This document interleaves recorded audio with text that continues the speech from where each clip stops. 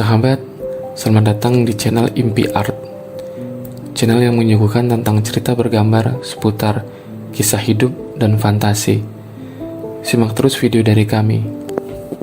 Jangan lupa subscribe, like, dan komen ya di channel ini.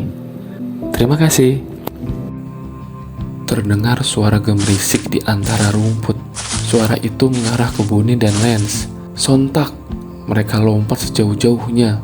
Ternyata yang muncul adalah sesosok Minotaur mengejar mereka berdua. Mereka berlari secepat kilat. Lalu mereka terhenti karena di hadapan mereka terpampang sebuah tembok batu yang tinggi. Di dalam ketakutannya, Bonnie berharap ada yang menolongnya. Tanpa sadar, bibirnya Bonnie mengucapkan, "Jatuhlah!" Tiba-tiba Minotaur itu terjatuh duduk di hadapan Bonnie. Lance yang merasa terancam tiba-tiba terdiam melihat Bonnie melakukan hal itu kepada Minotaur tersebut. Dengan raungan yang keras, Minotaur itu hendak menakuti Bonnie. Tetapi dari dalam tembok batu itu muncul sebuah retakan dan muncul sebilah pedang bertuliskan Harp. Bonnie mengucapkan nama pedang itu dan meraih pedang tersebut. Lalu Bonnie menusuk Minotaur yang tengah meraung dengan telaknya tepat di jantungnya. Setelah dikalahkan, Minotaur itu menghilang, lalu menyisakan sebuah batu permata berwarna kebiru-biruan. Bonnie tidak tahu batu apa itu, tapi Lance langsung sadar bahwa batu itu adalah Mana Stone, sebuah batu yang mengandung kekuatan energi dalam jumlah besar. Dengan bersenjatakan pedang harap, Bonnie berani melanjutkan perjalanannya. Rumah Bonnie dari kota cukuplah jauh. Dengan jarak tempuh dari lumbung padi tempatnya berteduh, masih sekitar 1 hari perjalanan untuk sampai di rumah. Setelah berjalan sekitar 1 jam, Bonnie menemukan sebuah goa. Karena lelah di tubuh mereka, Bonnie dan Lance segera masuk ke dalam gua tersebut untuk beristirahat. Dari dalam gua tersebut, terasa getaran dan pancaran energi aneh yang mengarah ke tubuh Bonnie. Tidak disangka, pedang harap dan Mana Stone bersinar secara bersamaan. Tanpa diduga, Lance berkata, "Coba kamu dekatkan keduanya. Miau, seperti ini. Wah, sinarnya semakin terang," ucap Bonnie. "Lihatlah apa yang terjadi, Miau." Dengan pancaran sinar yang menyilaukan di gua itu, udaranya pun berubah menjadi terlalu berat dan tipis. Mereka berusaha untuk keluar dari gua dengan membawa pedang dan batu yang tetap bersinar. Tanpa diduga, gua itu mulai runtuh dan berubah menjadi seekor naga.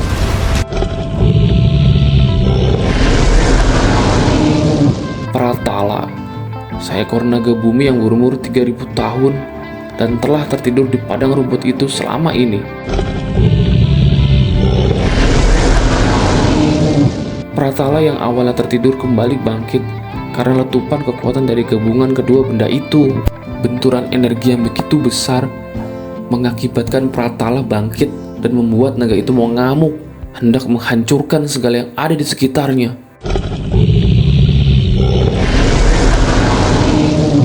Bonnie dan Lance berlari tunggang langgang menghindari naga Pratala yang sedang mengamuk. Pedang harp akhirnya bersatu dengan Mana Stone itu dan berubah menjadi pedang ego, lalu bergerak dengan sendirinya dan menghunus jantung sang naga. Diikuti dengan menghisap semua bagian tubuh naga itu sampai tidak berbekas. Pedang ego adalah sebuah senjata yang dikatakan memiliki kesadarannya sendiri. Akan tetapi, kelebihan lain dari pedang harp adalah bila pedang itu membunuh mangsanya, maka kekuatannya berpindah ke pedang tersebut. Jadi, semakin banyak pedang harp memangsa monster, maka akan semakin kuat pedang itu. Pedang harp yang sudah memakan naga berumur 3000 tahun membuat keanehan baru. Saat Bonnie memegangnya, pedang itu mulai mengeluarkan suara-suara aneh di kepala Bonnie. Kenapa aku bisa berakhir di dalam pedang ini? Kenapa aku harus mengikuti anak ini? Kenapa? ada kekuatan yang besar dalam tubuh anak ini. Ucapan naga Pratala yang terus berulang di dalam pikiran Boni membuatnya tidak sanggup membawa pedang tersebut. Pedang yang tadinya dipegang kini diikat di punggung Boni agar ia tidak melakukan kontak langsung dengan pedang harp itu.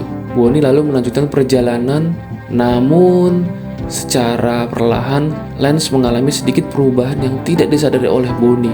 Di tengah perjalanan menuju desa, Boni dan Lance bertemu dengan seekor ular besar di sungai yang mengalir ke arah desa. Ular itu ternyata dapat berbicara. Ular dengan 2 buah tanduk di kepalanya dan merajuk kepada Boni dan Lance. Ular itu lalu bertanya, "Wahai bocah manusia, kenapa ada energi naga di pedangmu?" "Aku tidak mengerti. Apa maksudmu, wahai ular besar tanpa nama?" jawab Boni.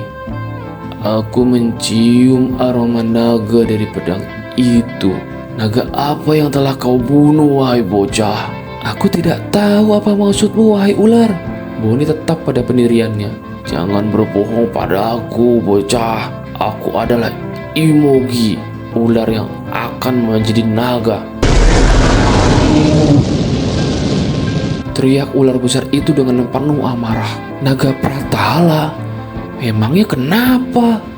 Apa kamu ingin juga merasakan pedangku ini?" teriak Boni dengan lantang. Dan dengan segera Boni menggenggam pedang harp secepat kilat. "Sombong sekali kau bocah manusia. Aku makan kau." Imogi itu menyerang Boni secara bengis. Serangan bertubi-tubi menghantam tanah dan nyaris mengenai Boni. Dengan cipratan air sungai yang sangat deras, Boni dengan keberanian yang besar mulai mengayunkan pedangnya. Pedang ego yang sangat haus darah itu pun mengeluarkan energi yang sangat besar, lalu berhasil membelah tubuh Imogi itu. Dan tanpa ragu, Boni langsung menusuk jantung ular itu. Dalam sekejap mata, Imogi itu pun hilang ditelan oleh pedang harp. Setelah beristirahat sejenak, Boni dan Lance melanjutkan perjalanannya. Lance yang selama perjalanan hanya terdiam tidak banyak berbicara, tiba-tiba terjatuh pingsan. Boni yang baru tiba di desa segera membawa dan merawat kucingnya itu. "Apa yang terjadi padamu, Lance?" tanya Boni kebingungan. "Entahlah Boni, tapi aku merasa ada perubahan pada tubuhku secara perlahan, miau. Tolong biarkan aku istirahat untuk hari ini ya, miau," ungkap Lance diikuti tubuhnya yang mulai tertidur. Malam itu di rumah Boni, suasana malam yang sepi membuat kewaspadaan dari anak itu semakin besar. Biasanya ada lolongan serigala atau suara hewan terdengar, tapi malam itu semuanya terasa sepi. Sang ayah yang sudah terlelap sejak sore karena lelahnya bekerja tidak begitu memperdulikan keadaan sekitar. Malam itu Boni kesulitan untuk tidur. Tiba-tiba saja muncul sepasang werewolf. Di tengah alun-alun desa yang sedang melaksanakan pesta panen. Pesta yang sangat meriah itu diwarnai dengan pertumpahan darah dari sepasang werewolf yang sedang berburu mangsa di malam bulan purnama. Ketika para werewolf itu mendekati rumah Boni, sontak Lance terbangun dan berubah ke dalam wujud manusia, lalu mengambil pedang harp. Dengan kecepatan yang luar biasa, Lance mengalahkan kedua werewolf itu dengan sadis. Setelah mereka kalah, para werewolf itu diserap sepenuhnya oleh pedang harp. Sesaat sebelum terjatuh pingsan, Lance tersenyum dan berkata, "Orpheus." Lalu ia tertidur dan berubah kembali menjadi wujud kucingnya. Boni yang melihat kejadian itu tidak tahu kenapa Lance berubah ke wujud manusia, yang merupakan wujud bangsawan yang ia temui di tepian sungai sebelumnya. Lalu mengapa Lance mengatakan Orpheus, si dewa panen?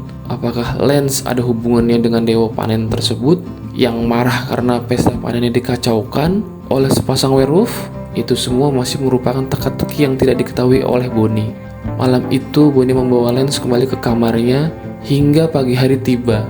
Boni tetap waspada walau ia pada akhirnya tertidur lelap juga. Dukung terus ya channel ini dengan cara klik subscribe, komen, dan like-nya ya. Sampai bertemu di video kami berikutnya. Terima kasih.